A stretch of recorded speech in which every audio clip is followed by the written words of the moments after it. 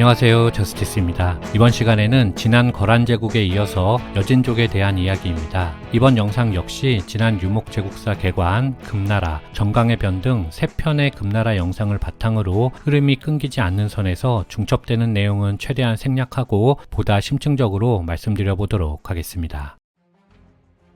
1004년 전연의 맹약 이후 거란은 차츰 한인에게 길들여지며 한화된 몽골인이 되었습니다. 그리고 12세기가 되자 거란은 송나라에게 더 이상 위협적이지 않은 나라가 되었지요. 그렇게 거란의 붕괴는 이미 전연의 맹약과 함께 시작되었습니다. 거란이 하나되며 시간이 흘러 1100년, 휘종이 즉위하였고 송나라의 위정자들은 오랜 시간 동안 거란에게 빼앗긴 북경과 대동을 탈환할 계획을 현실화하고 싶어졌습니다. 중국은 예로부터 이의제의 또는 원교 근공이라는 외교 전략으로 이민족을 다루는 예가 많았기 때문에 송나라는 이번에도 자신들이 야만인이라 치부했던 여진족을 이용하기로 하였습니다. 하지만 송나라는 거란에게 막혀 한 세기 동안이나 만주 동북부의 정세가 어떻게 돌아가고 있는지 정확히 알지 못했기 때문에 이 판단은 송나라를 돌이킬 수 없는 수렁으로 빠뜨리게 되지요. 12세기 당시 여진은 와난부 출신의 아쿠타라는 걸출한 인물이 나타난 시기였습니다. 유라시아 유목제국사의 저자 르네그루스에 따르면 와난이라는 말은 단지 중국어 왕을 퉁구서로 옮긴 것에 불과하다고 하는데 어쨌든 와난부의 아쿠타는 흩어진 여진족의 힘을 하나로 모아 야성을 잃어버린 거란의 지배를 벗어날 계획을 세우고 있었습니다. 그 결과 1114년에는 영강, 1116년에는 요양, 1120년에는 거란의 북경 임왕까지 주요 거점을 빼앗는 데 성공하며 엄청난 성장을 거듭하고 있었지요. 이를 정확히 모른 채 송나라와 여진이 체결한 맹약이 바로 1121년의 해상의 맹입니다. 해상의 맹은 간단히 말하면 여진과 송나라가 함께 거란을 협공하되 장성 이북은 여진이, 장성 이남은 송나라가 공격하기로 한 합의입니다. 따라서 장성 이남인 영경은 송나라가 공격하고 거란을 제압한 후 영경은 송나라가 가지기로 되어 있었죠. 해상의 맹약 이후 여진은 1121년부터 1123년까지 거란의 대다수 영토를 점령했습니다. 하지만 송나라는 협약 이후에도 상황을 지켜볼 뿐이었죠. 그러다가 여진이 거란을 연달아 물리치면서 전세가 유리해지자 비로소 공격을 시작하였습니다. 하지만 송나라는 이마저도 거란에게 패배하여 결국 여진이 영경을 함락하는 상황이 펼쳐졌고 여진은 오만한 태도로 가혹한 세패를 관철한 끝에 영경을 송나라에게 돌려주었습니다. 전쟁은 이렇게 거란이 멸망하며 일단락되었지만 송나라의 관점에서 볼 때 문제는 한화되어 비교적 다루기 쉬웠던 거란이라는 나라가 여전히 야만적 기질을 가진 여진으로 대체되었다는 점이었습니다. 그리고 송나라는 이제 거란 대신 여진을 선택한 그 오판의 대가를 톡톡히 치러야만 했습니다. 해상의 맹 이후 거란과의 전쟁 중에 장각 사건이란 것이 있었습니다. 간단히 말하면 금에 투항하여 금나라 장수가 된 요나라 출신의 장각이 다시 한번 송나라에게 자신의 땅을 내놓고 항복했을 때 해상의 맹약을 어기고 송나라가 그 항복을 받아준 것이었는데요. 이는 거란의 멸망 이후 금나라가 송나라를 공격하는 빌미를 제공하였습니다. 아울러 아쿠타가 사망하고 새롭게 즉위한 동생 오걸매는 형보다도 더욱 큰 야심을 가지고 있었기 때문에 북경 북방 지역의 영유권 문제로 다툼을 벌이며 도발해 왔습니다. 그런 이유로 결국 금나라와 송나라는 다시 한번 전쟁을 치르는 상황에 처하게 되었는데 금나라는 1125년, 26년에 걸쳐 북경을 비롯하여 하북의 평원을 차지했고 이어 태원을 비롯한 섬서 지역도 장악하였습니다. 그리고 수도 개봉으로 진군하여 북송의 휘종과 흠종을 포로로 잡아 그들을 폐위시켜버렸는데 이것이 바로 정강의 변입니다. 한인 전통의 외교법인 이의제를 통해서 거란을 잡고 어부지리로 북경을 탈환하고자 했던 송나라의 판단착오는 결국 북송 멸망이라는 엄청난 결과를 초래하며 마무리되었습니다. 송나라의 입장에서 그나마 다행인 것은 휘종의 9째 아들 강왕조구가 개봉에 없어서 화를 면했고 1127년 그가 임안으로 내려가 남송의 고종이 되면서 나라의 명맥을 계속할 수 있다는 점 뿐이었습니다.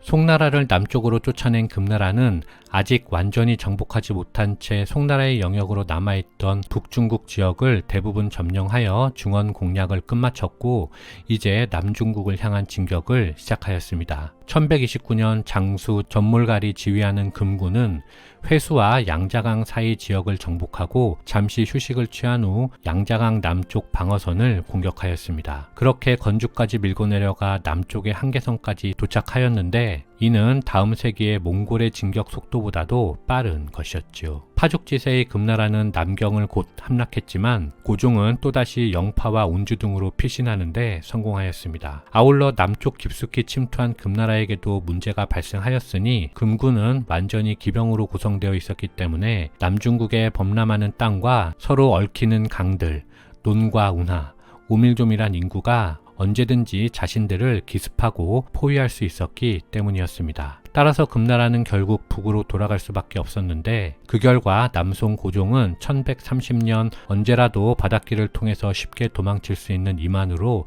돌아올 수 있었습니다. 그리고 이후 이만은 몽골에 의해 멸망할 때까지 남송의 수도가 되었습니다.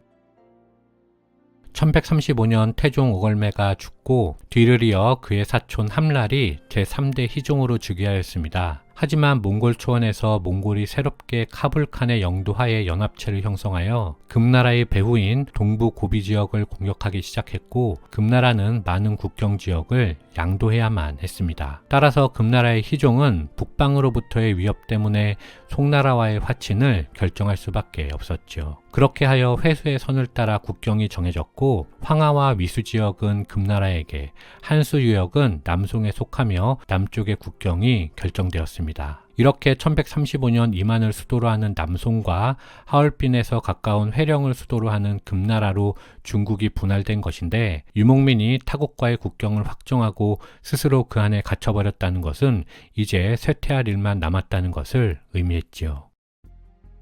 몽골을 통일한 칭기스칸이 최초로 공격한 정주 문명은 금나라가 아니라 감숙 오르도스 지역에서 건설된 티벳 계열의 서하였습니다. 그들은 송나라의 문화를 흡수하였을 뿐만 아니라 한자에서 파생된 문자를 가지고 있을 정도로 발전한 나라였는데 몽골은 금나라보다 약한 서하를 먼저 공격함으로써 자신들이 정주 문명을 공격해서 성공할 수 있는지를 시험한 것이었죠. 몽골인들은 넓은 평원에서 공격하는 것은 훌륭했지만 그때까지만 해도 요새화된 거점을 공략하는 것에는 익숙치 않았기 때문에 서하를 점령하는 데 많은 고충이 따를 수밖에 없었습니다. 하지만 어쨌든 칭기스칸은 결국 힘겹게 서하를 복속하는 데 성공하였고 이제 이 경험을 바탕으로 풍족한 땅 중원으로 진출하기 위해서 칼라를 동남쪽의 금나라로 정조준하였습니다. 하지만 몽골은 여전히 성체를 빼앗는 기술을 가지고 있지 못했기 때문에 공격에 성공하고도 결국 공성을 완성하지는 못하였고 언제나 전리품만 가지고 철수하는 경우가 대부분이었습니다. 그러면 금나라는 몽골이 철수한 사이에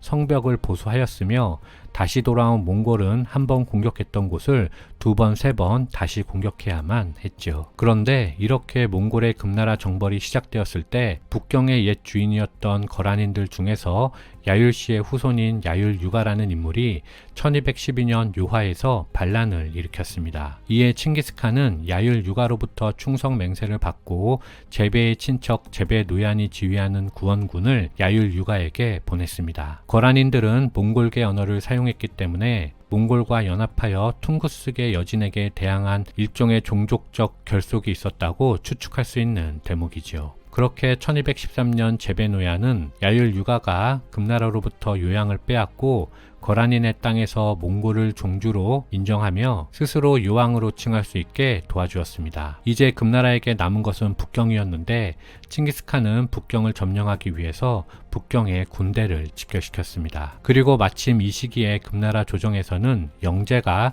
장군 홀사오에게 암살당하고 홀사오가 영제의 조카 오도보를 즉위시키는 정변이 있었죠. 칭기스칸은 전공법에 의한 공성전을 수행할 수단이 없었기 때문에 그리고 금나라는 불안정한 조정을 안정시키기 위해서 양국은 휴전 협상을 시작하였고 금이 칭기스칸에게 막대한 전쟁 배상금과 전리품을 주는 것을 합의한 후 몽골은 북으로 돌아갔습니다. 하지만 오도보는 몽골이 떠나자 곧 개봉으로 천도하였는데 칭기스칸은 이것을 금이 나라를 정비하여 다시 한번 전쟁을 일으킬 계략으로 판단하고 자신이 먼저 화해를 파기하면서 선수를 쳤습니다. 1215년 칭기스칸은 다시 한번 북경을 점령하였고 도시 전역을 불살라 버렸죠. 금나라는 이제 개봉을 중심으로 섬서성 일부와 하남성 지역 정도를 가진 것이 되었는데 남으로는 송나라, 북으로는 몽골에 포위된 형국이 되면서 이때 이미 사실상 그 수명을 다하였습니다. 그리고 결국 1234년 송몽연합군에게 체주성이 함락되면서 금나라는 멸망한 것입니다. 여러분, 유목민은 자신들이 점령한 정주 문명의 대도시를 어떻게 대했을까요? 10세기의 거라는 몰라도 최소한 12세기의 여진은 최소한의 사륙만으로 곧바로 전 왕조를 계승하였고 그 뒤에는 그들의 재산이 될 만한 것은 대체로 파괴하지 않았습니다. 하지만 몽골은 북경을 두 번째 점령한 후 한 달간이나 약탈을 지속하며 모든 지역을 불태워 버렸죠. 그렇게 볼 때 적어도 초창기 몽골은 자신들의 권력 확대를 위하여 대도시를 어떻게 이용해야 하는지에 대한 관념은 없었던 것으로 볼 수 있겠습니다. 거란이나 여진, 몽골 등 대체로 비슷한 유목민의 역사들이 각각 모두 재미있게 느껴지는 것은 이렇듯 비슷한 것 같으면서도 서로 다른 행동 양식을 보여주었기 때문이 아닐까요? 이상 마치겠습니다. 감사합니다.